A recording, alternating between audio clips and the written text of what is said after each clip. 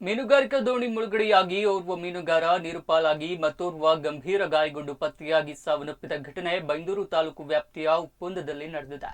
ಸಚಿನ್ ಎಂಬುವರ ಮಾಲೀಕತ್ವದ ಮಾಸ್ತಿಮರಚಿಕ್ಕು ಹೆಸರಿನ ದೋಣಿಯು ಅಲೆಗಳ ಹೊಡೆತಕ್ಕೆ ಸಿಲುಕಿ ಸಂಪೂರ್ಣವಾಗಿ ಮುಳುಗಡೆಯಾಗಿದ್ದು, ದೋಣಿಯಲ್ಲಿ ಒಟ್ಟು 8 ಮಂದಿ ಮೀನುಗಾರರಿದ್ದು, ಮೊದಲಿಗೆ ನಾಗೇಶ್ ಮತ್ತು ಸತೀಶ್ ಎಂಬುವರು ನೀರು ಪಾಲಾಗಿದ್ರು. ಉಳಿದ 6 ಜನ ಈಜಿ ದಡ ಸೇರುವಲ್ಲಿ ಯಶಸ್ವಿಯಾಗಿದ್ರು.